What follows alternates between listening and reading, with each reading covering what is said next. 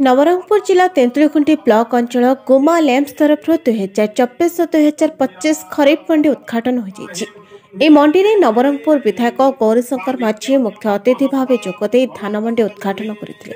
सम्मानित अतिथि भाव सांसद प्रतिनिधि संतोष पात्र, वरिष्ठ चाषी तथा पूर्वतन ब्लॉक अध्यक्ष नारायण पात्र, तेंतुलखुंटी ब्लॉक उपाध्यक्ष राजेन्द्र विषयी, अंचल गुमा लैंप्स उपसभापति प्रभाती कंध, सरपंच कुसुमा पूजारी, बीजेपी जिला साधारण संपादक अच्युतानंद विषयी, चाषी नेता रमापति विषयी, अंचल गुमा मंडल सभापति अभिमन्यु हरिजन, जीवन टाकरे, विशिष्ट व्यवसायी तथा मिलर सुब्रत चौधरी, ई आनंदराव मंचेसन रही।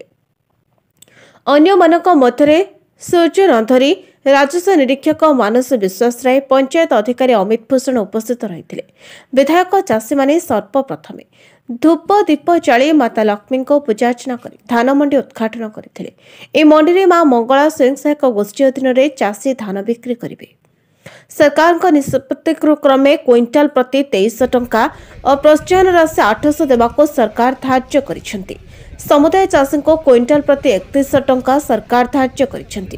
कटनी छटनी कराजिबो नाही एवं FAQ मानर धान आनिबाकु विधायक गौरीशंकर माझी चाषी मानक अनुरोध करिसेंती एवं वरिष्ठ चाषी नारायण पात्र चाषी मानक हैरान न करी सुरखुरुरे धान किणी कटनी छटनी न करिबाकु आरएनएस अधिकारी को कहिसेंती एवं मिलर्स मानक मध्य चाषी मानक धान सुरखुरुरे किणिबा पई कहिसेंती।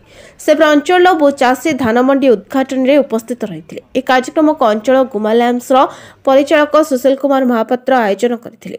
कार्यक्रम शेष में श्री महापात्र समस्त को धन्यवाद अर्पण करथिले। चलित वर्ष चाषी बड़ हर्ष उल्लास रे अछंती। यशस्वी मोहन माझी सरकार 800 टंका जो इनपुट बढ़ाई 2300 टंका पर केते शीघ्र आम मंडी रे धान देबू और पाइबू से सरकार प्रयत्न करी मंडी शीघ्र आरंभ करने आज अंचल कुमार मंडी आरंभ होती सुंदर कार्यक्रम आरंभ है। सरकार हर्ष उल्लास जो देइचंती चाषी को चाषी धान आनिबे देबे अन्य लाइन डिपार्टमेंट में ताकर कर्तव्य करी धान सुरखुरी नेबे एटा आमे मां भनांग पाखरे आशा करछु।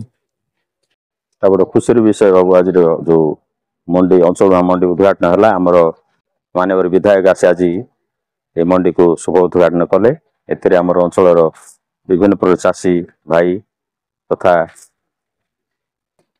सरपंच चेयरमैन एवं आमर लैंप अधिकारी आरएसएस अधिकारी उपस्थित थे। बड़ सुरखुर आज उद्घाटन उत्सव है।